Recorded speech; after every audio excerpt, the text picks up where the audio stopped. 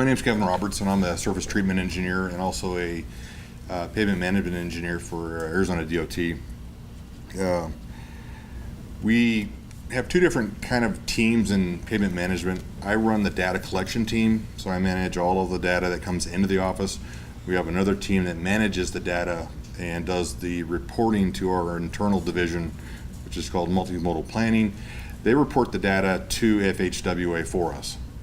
So in Arizona, we've got roughly 8,000 centerline miles, 24,000 lane miles, and to take care of all that, we have roughly 130 million a year. It's not a lot. The data that we currently collect is IRI, condition survey, and that all is for reporting purposes. We also collect FWD and then high-speed friction data. All of our data goes, all of our HPMS reporting data goes to our NPD division, and they assemble it for annual reporting to FHWA. FWD and high-speed friction, those are for internal use and project-related issues. Why do they need to be analyzed and evaluated? Well, we have to submit HPMS data yearly on our national highway system. So we try to collect that. We try to collect the entire national highway system yearly. That's become problematic because of resources and manpower issues. We also take additional information when we do our condition survey. It's a visual survey. We collect 1,000 square feet every milepost. It's not the best system in the world because it's only 2% of the lane mile. If somebody said, you know, I want you to spend $130 million, but I'm only going to give you 2% of the information you need, it's not a lot to work with. We're currently working on a brand new pavement management system. We're hoping that'll be up and running within 2 years. That should give us a lot more resources available to properly plan some of these programs or to manage these programs. The preservations that we currently use is I manage the surface treatment sub-program. I get 15 million of that 130 million. I'll only work with a road that's in good to fair condition. If it's beyond that, it just blows my budget out of the water. Mainly we do the common things that everybody else uses: crack seal, slurry. Microsurfacing has been an interesting one for us. It's been problematic. We had an Interstate 10 project that was part of my Sharp 2 R26. We put it down, our friction went down the tubes.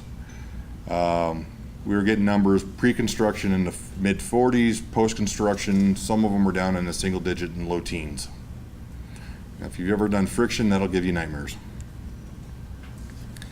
We also do a lot of emulsion chip with water. We're also doing some hot apply pre-coated CRA chips now at a high elevation. Believe it or not, we do get a lot of snow in Arizona in some locations. I've got roads in Yuma at 90 feet of elevation that get extremely hot. I've got roads at 8,000 feet that can get 10 feet of snow. So I have to program my project not only based on road condition, but elevation and climatic conditions. Makes it very interesting. We also do a lot of rubberized asphalt. We do ARECFC a lot in the urban areas. We also do that also statewide. So we're also one of the leaders in recycling used tires. In certain conditions, we will do cold recycling. We had a project go south on us recently, and a state engineer for Arizona has put a moratorium on all cold recycling. That is not something that I wanted to see, and we're still trying to figure out what went wrong with it. Hot in place recycling is also something we try to do once in a while. It is tricky. We had a project last year that we had a hot in place recycler contract on board with us. They were in full support of using it up until the moment about a week before construction was supposed to begin, and they backed out because they thought the condition of the pavement was not suitable for hot in place recycle.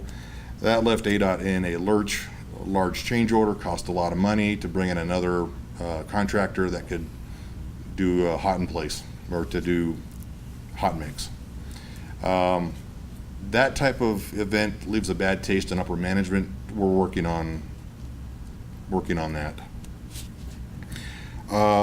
The other solutions that we have that are much more expensive are thin mill and replace to increase the pavement characteristics, or a deep mill and replace for spot repairs. Those are least desirable. They're also extremely expensive.